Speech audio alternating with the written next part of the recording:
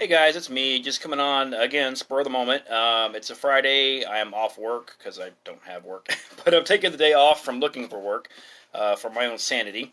Wife and the kids and everybody went out, so I'm here by myself, and I have some chores to do. I'm getting that stuff done, but I just had to pop on and do this because I was watching a Zach Bauer video. If you're not familiar with Zach Bauer, he has a channel, I think it's just under Zachary Bauer, but it's called New to Torah.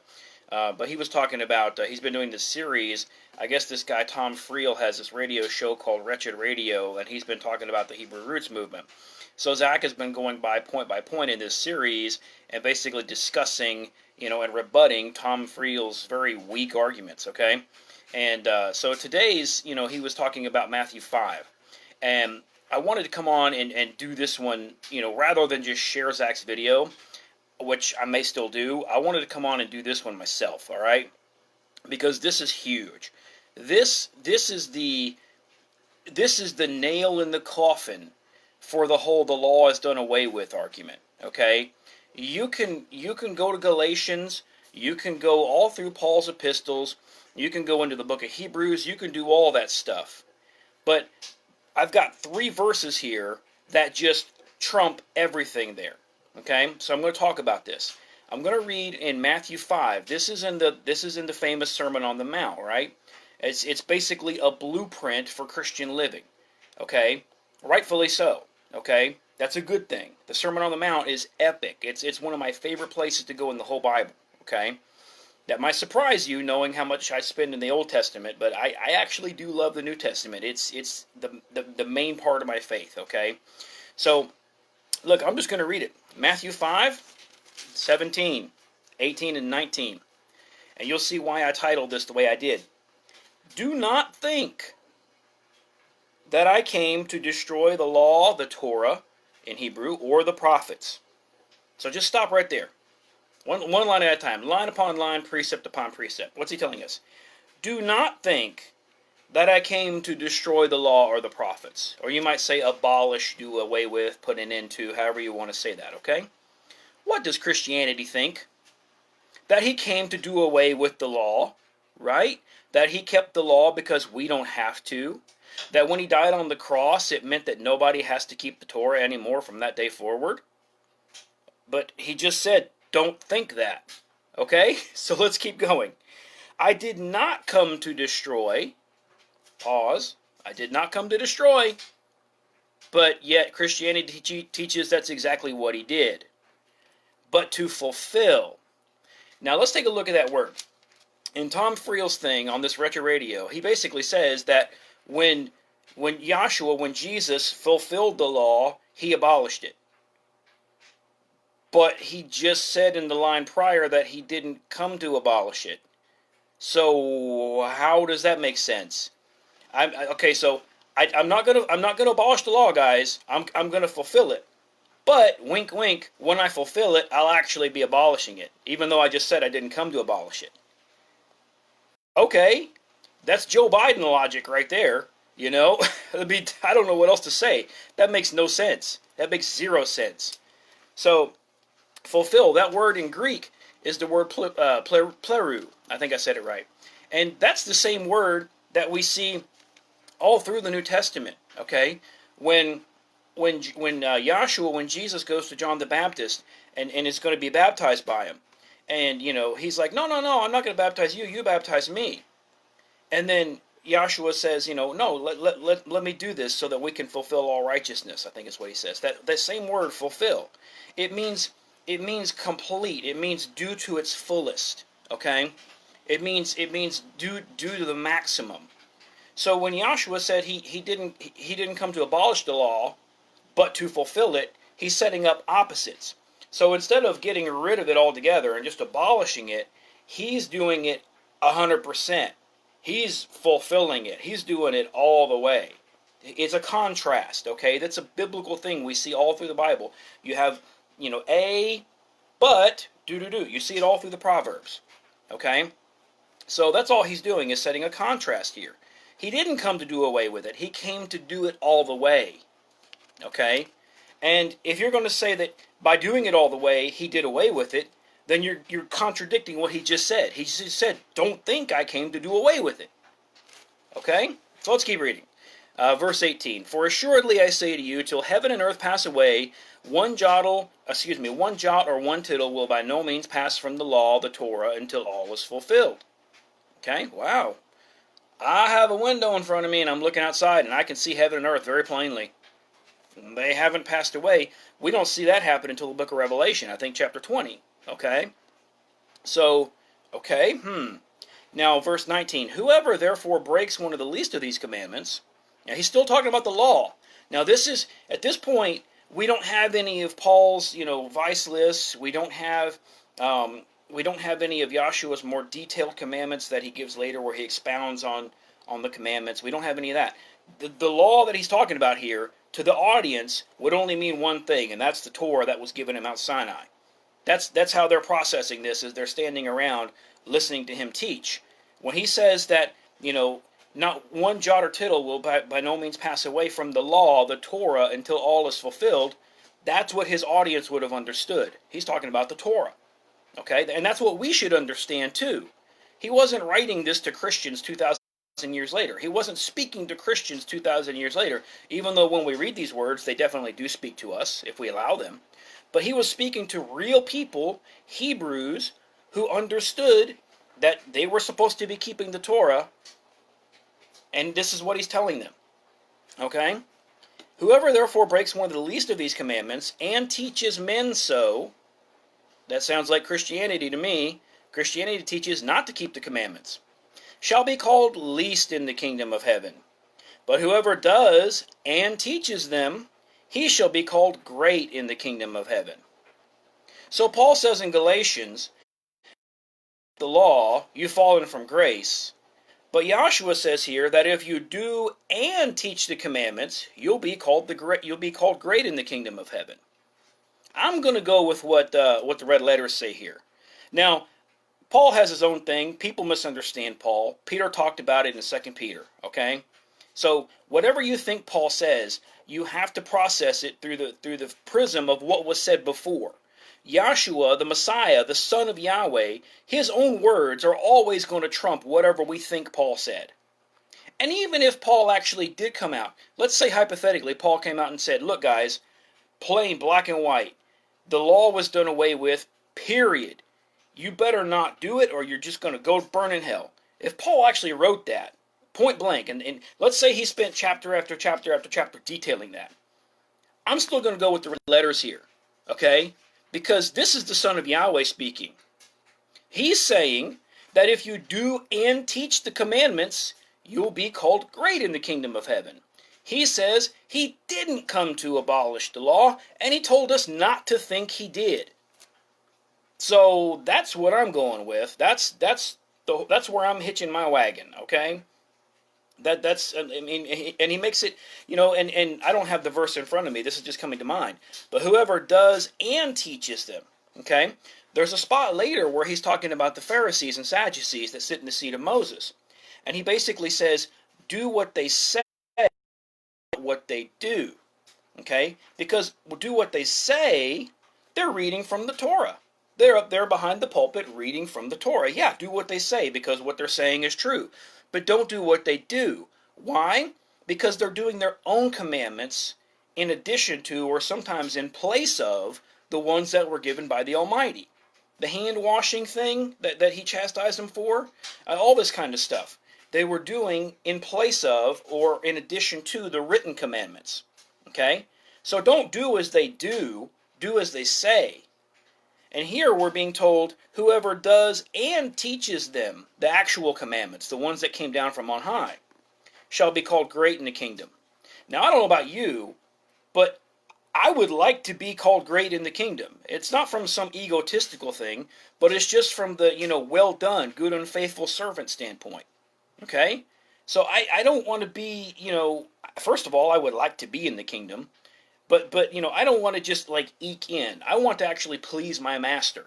And if he's saying that doing and teaching the commandments will make you great in his kingdom, well then yeah, sign me up. I'm going to do it. Okay? And you should too. And of course, if you want to do this, you have to learn the commandments first. I know that sounds crazy, but if you go back and you start in Exodus and you start reading through, and if you're honest with yourself, like I'm serious, if you are intellectually honest with yourself, probably 80% of the commandments that you can do, maybe even more, you're doing anyway. You're doing anyway just by being a good person, okay? A lot of the commandments don't apply to us. In Hebrews, the writer of Hebrews talks about how Yahshua, Jesus, didn't even keep all the commandments. And he's talking about specifically the Levitical system, the sacrificial system. He was not a Levite. It's impossible for anyone to keep all the commandments. You can't do it. Not even he could do it. He couldn't do any of the Levitical stuff because he was from the tribe of Judah. Okay? There are commandments specifically about menstruation. I can't keep those. I can't do it. Even if I wanted to, I could not keep those commandments. Okay? There are commandments for farmers. I'm not a farmer. It's impossible for me to keep those commandments. Okay? And I could go on and on and on. So the commandments that do apply to us individually, we're keeping most of them anyway. What are the ones that Christians don't keep, generally? The feast days outlined in Leviticus 23, the clean food. You know, we bust on Muslims for refusing to eat pork. They got it right on that one. Yahweh hates pork. He hates pig. It's an abomination. He calls it an abomination. And Christians will just slather everything in pork bacon, pork grease, everything. You know, I don't know what to say. Okay, so the weekly Sabbath, which, you know, Constantine kind of, you know, legalized, if you will, this shift away from Saturday, the seventh day of the week, over to the first day of the week, in clear violation of the Torah, which we're told to keep here. Okay? And then Christians don't even keep it as a day of rest anymore, unless you're like, you know, Amish or something. Like, you know, just 100 years ago, they would at least rest on Sunday. They would at least set it aside as a day of rest, even if it's the wrong day of the week. Now they don't even do that anymore. You go to church on Sunday, you go out to eat, you know, at IHOP or whatever, and then you go home and mow the grass, put on a football game, you know, whatever. They don't treat it as a holy day anymore. It's just a let's get all dressed up and go socialize. You know, really. I mean, come on. You know? And then, so I advocate doing and teaching the commandments of Yahweh. Okay? But you got to go in and you got to read them if you're going to learn what they are. You know, it's not a difficult concept. And, you know, a lot of Christians get it in their heads because they've never actually tried to do it before, that, oh, the law is just too hard. The law is just it's too difficult. We can't do it. And it says in James that if we do one commandment, we have to do them all. Okay. Well, guess what? If you're going to interpret it this way, if you're going to say the moment you keep one commandment, you have to keep the whole thing. I don't have it in front of me, but there's a commandment. I love using this one because it's just so obscure. People don't think about it, but they all keep it. Don't move your neighbor's boundary marker. Okay? So if you live in town and you have fences in between you and your neighbors, and you have a clearly set out boundary marker, and you did not go out and move the fence over to their side, which would give you more land, or if you live out in the country and your property, like mine, is defined by little yellow stakes and a couple of drive shafts, you know, sitting out on the corners of the property, as long as I keep them there and don't go move them, guess what? I kept a commandment from the law. So now I have to keep all the commandments. I'm doomed. That's not what it means, guys. It's just not what it means. And if you go to Deuteronomy, I will go to Deuteronomy and I will read this. I wasn't planning to. Let me get in there real quick.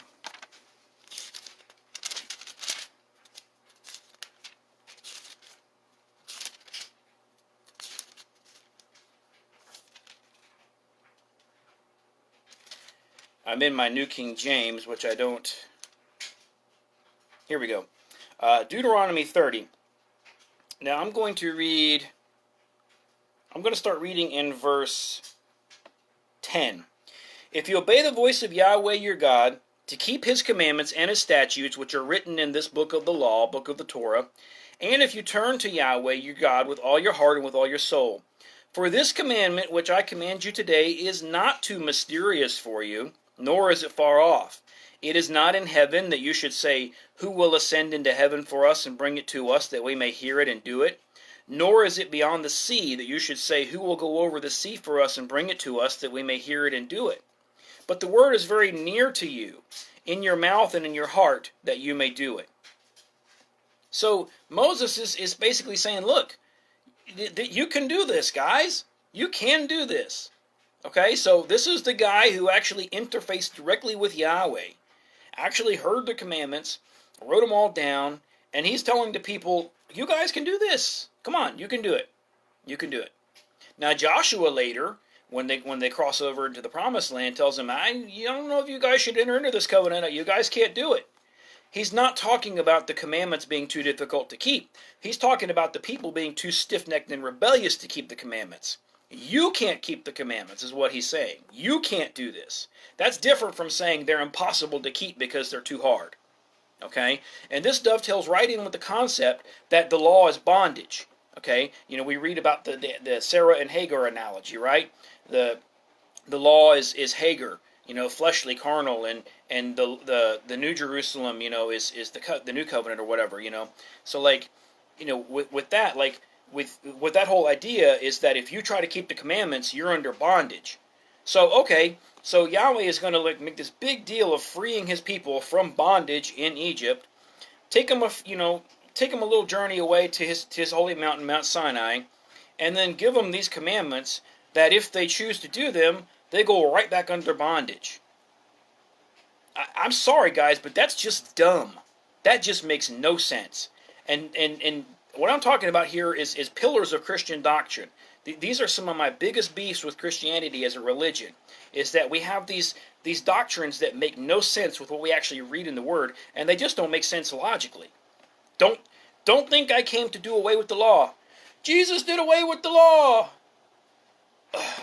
It just fries my brain. It just fries my brain, you know? So if you're watching this, my challenge to you, and it's presented with love, because I'm trying to make a positive contribution to the body of Messiah here, is to get in your Bible, start in Exodus, read through Deuteronomy, okay? If you're diligent, it doesn't take that long.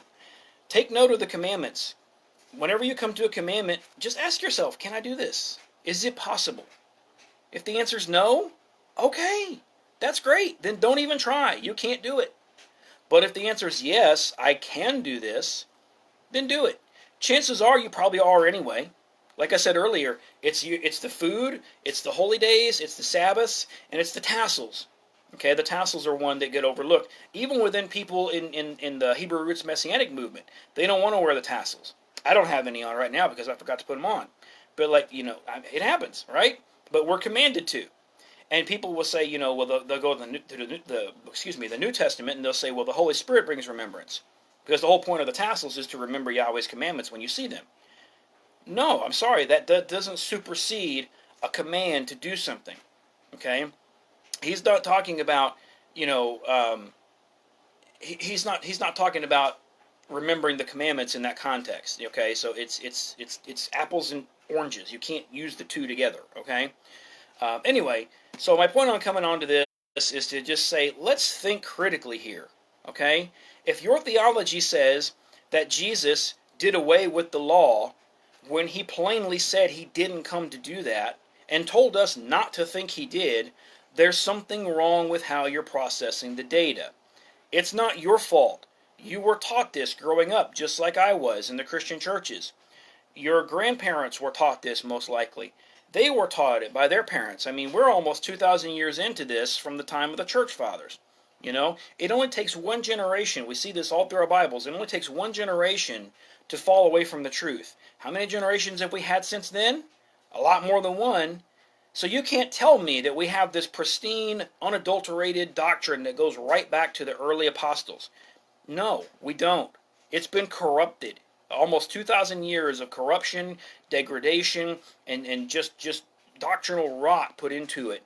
You know, it's like it's just had all this nonsense injected into it, and now it's just, you can't even recognize it from what it used to be. Okay? And those of us in the Hebrew Roots Messianic thing, we're trying. We're trying to figure this out. We're trying to do it as close as we can to the actual biblical model, but I don't think we're even close because we're so far removed from the source that we're missing data. Our translations don't even agree half the time. We've got like the Textus Receptus line, the received text, and the majority text, and then we've got like the New Alexandrian text that all the modern Bibles are based on, where people, freak out about like, oh, they took verses out of the NIV Bible, oh, they're evil, crazy. They didn't take the verses out of the Bible. They were just going with manuscripts that they had where those verses weren't in the manuscripts. Okay, so your NIV people, as much as I hate the NIV, they weren't just sitting around, I don't like that verse, I'm going to take it out, But people don't take the time to do their research and think critically, okay? And so it's like Yahshua says, don't think in one context, and we think. So don't think I came to do away with the law, so we think he did away with the law. But with some of the other stuff, we don't think when we should be thinking. You know what I mean? So it's like, we need to learn when to think. We need to learn when to think and when not to think. So I just wanted to come on and just get that out of my system, because Matthew 5, it's like I said earlier, it's this epic, Sermon on the Mount, right? We all love it, but we conveniently, at least Christianity conveniently ignores or twists and corrupts and spins this thing about, the law because, well, Paul said, right? Paul said. So that must be what Jesus meant. But Jesus came first. So if Paul's words don't line up with what he said, then you either have to find a way to interpret Paul's writings to match what Jesus said, or you have to say, well, Paul's wrong. One or the other. I don't have a dog in that fight. So I have questions about Paul, but I'm not in the camp that just throws him out of the Bible. But, he either has to make sense with what came before, or he doesn't. But to take Paul and say, well, Paul's got it right, when your interpretation of what Paul says is in clear contradiction to the red letters, is wrong. It's just plain wrong. And this is why I firmly believe in 2 Thessalonians, when we see that man of lawlessness being revealed, it says the mystery of lawlessness, people don't know they're lawless. That's all a mystery is something you don't know. It's a secret. It's hidden from you. Christians don't realize they're lawless, but they are. They don't have the law because they think that Jesus did away with the law. So when the man of lawlessness comes along and he's teaching people in direct opposition to the red letters here not to keep Yahweh's commandments, Christianity will accept that. They will drink that Kool-Aid. People like me will reject it outright because nobody is going to come from Yahweh and say that the law, his holy commandments, were done away with. If somebody comes on the scene and says that, they are a false Messiah. They're a false prophet. Period. And that's why I can't get behind these prophets these days that are coming out there and they have all these dreams and visions and all these, no. Because they're teaching people to go away from Yahweh's commandments. They're teaching against his commandments. They are false prophets. Period. End of discussion. Deuteronomy 13 plainly spells it out. If somebody is taking you away from Yahweh, they're a false prophet. And Yahweh's interaction with us is defined on his terms through his covenants and through his Torah. And so if somebody's taking you away from the Torah, by default, they're taking you away from Yahweh. False prophet. I didn't mean to go into that end of it here. But it's true. It's true. His Torah is important. And if you're a Christian, you need to see that. I don't know how much longer we have while we still have our Bibles. Everything in China seems to be trickling over here now with the technology and the governmental systems and everything. So look at what they're doing over there with the Christian churches. They're taking Bibles away. They're beating them. They're burning the churches down. If that happens here, I don't know if it will or not. But if it does, you're not going to have much longer to get into this word and internalize it. Okay, because if the Holy Spirit's going to bring to remembrance, you can only remember something that you knew. So if you don't know what his commandments are, you can't remember them. And in Revelation, it talks about the saints being those who keep the testimony of Yahshua, the testimony of Jesus, and the commandments of God, the commandments of Yahweh. It's both. So how are those saints going to know to keep the commandments of God if they don't even know what they are? Right? If the testimony of Jesus is just the red letters, and he does have commandments in those red letters, but if that's all there is to it, why have that second phrase, and the commandments of God? Why not just say the testimony of Jesus and leave the rest off? You got to have both. You got to have two. You got to have the Old Testament and the New Testament. You got to have law and grace. They go together like hand in glove. Okay, peanut butter and jelly. All right? So that's all I'm going to say for this morning. I've got to get to work and get some stuff done. Thank you for tuning in. If you did, I'm going to make this one public, I believe. So if you feel like you need to, you can share it. Anyway, I hope you guys have an awesome Sabbath that's coming up, and Yahweh bless.